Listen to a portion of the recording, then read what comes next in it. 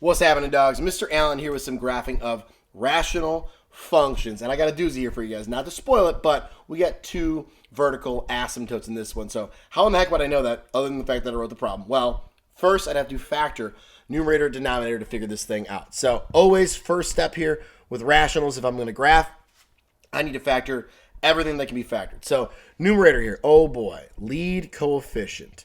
Throwing it all out there. Okay, well, I like to do guess and check for these, especially in any of these more advanced problems when I'm dealing with rationals or trig functions or whatever. Usually the factoring we give you if there's a lead coefficient isn't too crazy, okay?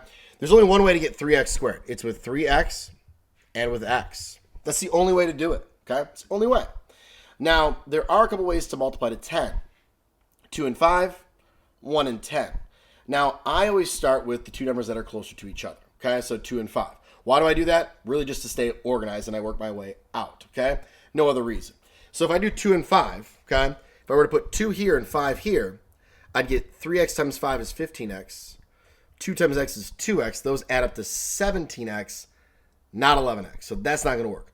Flip-flop. What if I put 5 right here and I put 2 right here? Well, now I get 6x, 5x, that adds to 11x. Yay! I guessed.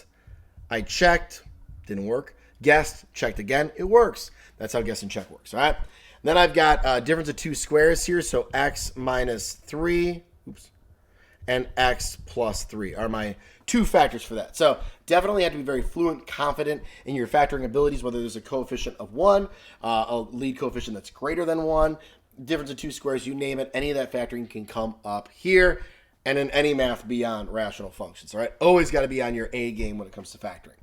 So now I'm going to look at my domain, okay? I'm going to try to figure that out, what my domain restrictions are. So what makes my denominator 0?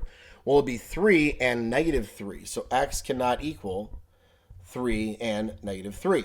All real numbers except those two. Some teachers ask you to be a little more formal with your domain and have fancy brackets and x such that this, but I just write down what it can't equal. Okay, that's me. All right. If your teacher, has beef with that, have them, drop a comment. I don't know. Anywho, now what? Let's see here. Holes. Anything get canceled out, removable discontinuities would be the formal phrasing for holes. Okay, nothing cancels here, so there's no holes. No holes on this one. None.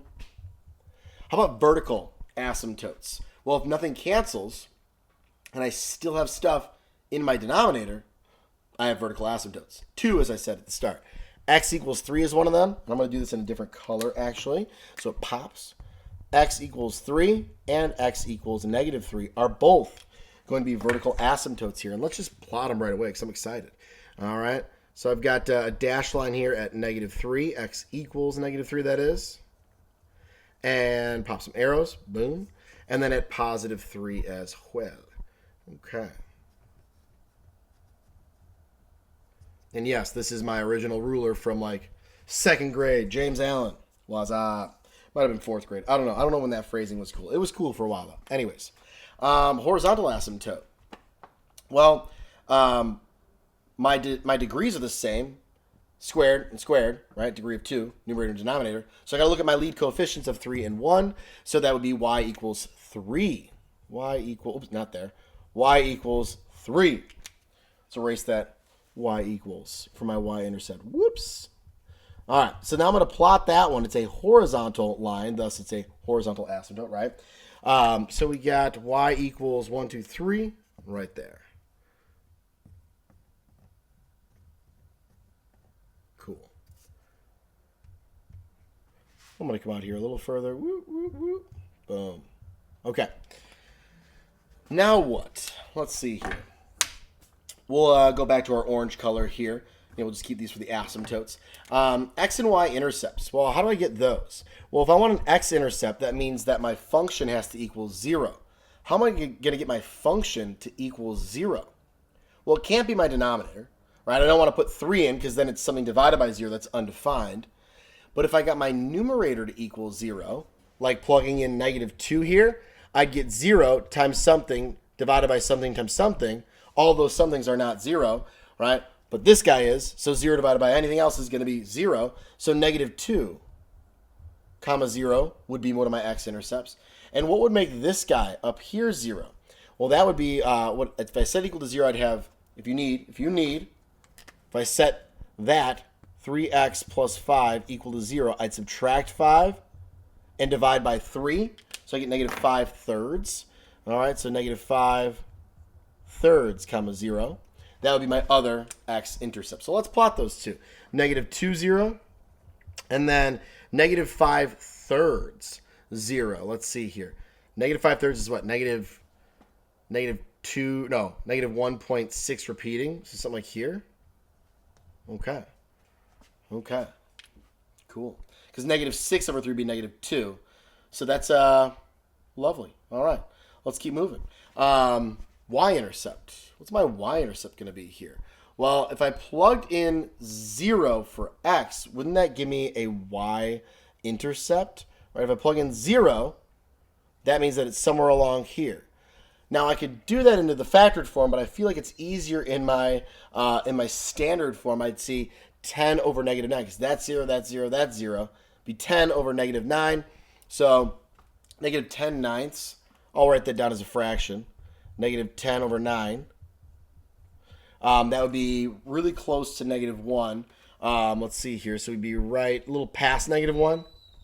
Oh, Jenny. Jenny's like all whiny. She's like, man, I want to go back outside. We'll go outside, Jenny. I promise. Okay? All right. So that's interesting. I feel like the graph's probably going to do something like maybe like this-ish of a thing. Kind of a funky looking graph. We'll see, though. Any other characteristics that I got? No, not a 1. All right. So here's the tricky part with graphing, especially with two vertical asymptotes. You have to do some sign tests with these, okay? So I want to see what's going to happen around my asymptotes, right? And I'm going to test on each side, and that'll help me out with my vertical asymptote behavior down here in just a moment. So if I do that, let's see here. Right here is negative 3, right? Just to the left of it would be like negative 3.1 or negative 3.001.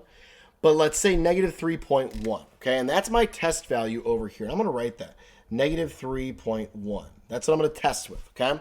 If I plug in negative 3.1, what do I get in my numerator and my denominator?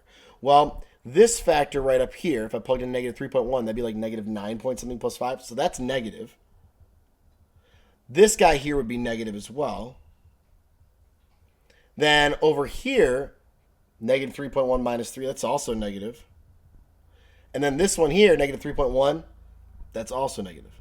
So everything's negative, which means that it's overall positive. Can we see that? Hopefully we can see it. Yes, we can see it. Okay, cool. So that means on this side of the asymptote, my graph is finishing up. Okay? Cool. It's going up next to that asymptote. So that means that my graph is likely something like this. Okay? Now, the next part, I'm going to test with, we'll stick with the same color. On the right-hand side, negative 2.9. Right? That'd be to the right of negative 3. So if I test out negative 2.9 over here, this one, negative 2.9 times 3, well, that's still going to be negative when I add 5 to it. So that's still negative. I know it's a little hard to tell, but if you did like negative 3, I get like negative 9 plus 5. So negative 2.9 times 3 is probably going to be pretty close to that. So I know that one's going to be negative. Over here, I know it's negative. Negative 2.9 plus 2 is a negative number. I don't care what the number actually is, just if it's positive or negative. Over here, it's negative. Negative 2.9 minus 3, negative. Negative 2.9 plus 3, ooh, this is positive. So overall, this one is negative because I got 3 negatives and a positive, which means that my graph is going down right here, okay? So it looks like it's kind of doing this, up, and then maybe back down here. Let's test this one out and see if our thought is correct here. So over on this one, what's really close to 3 is going to be 2.9 on this side. So I'm plugging in positive 2.9. If I plug in positive 2.9, this is positive, this is positive. So if we got positive, positive, that 2.9 is going to be negative. And over here, it's going to be positive. 2.9 plus 3 is going to be a positive number. So I got 3 positives and 1 negative. Overall, that is negative. Can we still see it? Yes, we can see it. Okay, cool. So this graph is going to be going down here. So as we thought, kind of does like one of these things, something like that. Yeah, that looks awful. Yeah, and I feel like if I maybe scaled this a little better, had a little more room to come down, this thing would probably come up like this and be a little more, maybe a little more rounded going down like that instead of how I have it, but it's going to get really, really close to that vertical asymptote. Oh, that looks terrible. Really, really close to that vertical asymptote, and going down, they're approaching that negative infinity. Okay, cool. Next up, I got the right-hand side. So I got to check out 3.1. That's going to be my test value, 3.1. So if I plug in 3.1 here, that's going to tell me what's happening real close to this vertical asymptote on the right-hand side. When I do so, I've got a positive. Over here is positive. Oops. Over here, 3.1 minus 3 is positive. And right here, 3.1 plus 3 is positive. Cool. So I get positives all around, which means that my graph is going up as it gets really, really close to that vertical asymptote. And now I'm ready to finish off this graph. This guy I know is going to be here. This one over here gets real close over there. And you could test that out with like plugging in different values and things. All right. But knowing some basics about rational functions, if I have a spot up here in this kind of like little quadrant area, this little section, I know this graph is only going to exist over here. I know, since it's going up over here, that I know it's only going to exist over here. You could plug these points in, get more accurate graphs, but generally speaking, your teacher is going to want it placed in the right spot, and any key points like your x-intercepts, your y-intercept, holes, removable discontinuities, if there are any, okay? Now let's get the end behavior. Well, end behavior is actually dictated by our asymptotes. So, our horizontal asymptote. So as x approaches, let's see here, negative infinity, f of x is going to approach positive 3. Or sorry, g of x. Woo! G of x approaches positive 3. It gets infinitely closer to that horizontal asymptote without ever getting to it. And then as x approaches positive infinity, what's g of x going to approach? Well, it's going to be approaching positive 3. So it actually approaches the same value both on the left and on the right. And that's the thing about horizontal asymptotes. You can actually cross them and come back to them. You can never do that with vertical asymptotes. But horizontal asymptotes give you end behavior. That's really all they do. Okay, you see, this guy didn't come up and get like real close to it here or anything like that. It's just on the ends. Okay?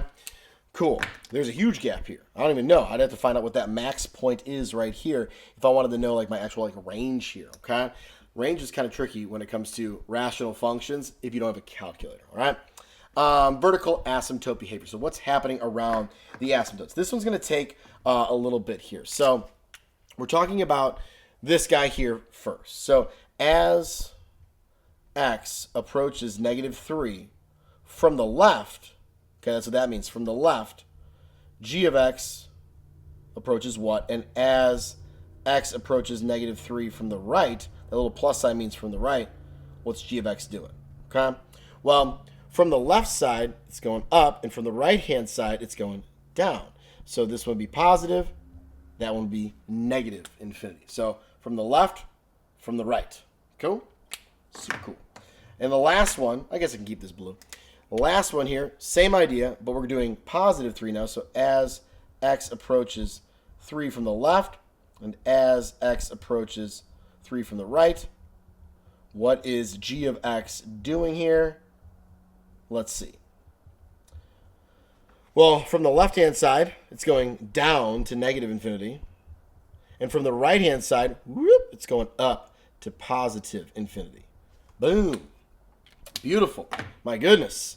That was a rough graph there, man. That's pretty crazy. Yeah, this one, sorry I smudged. But main thing here, guys, your key points, your asymptotes, that shapes the graph. And when you don't know where it is, doing your sign tests over here, that's how you figure out where to place everything for these rational functions.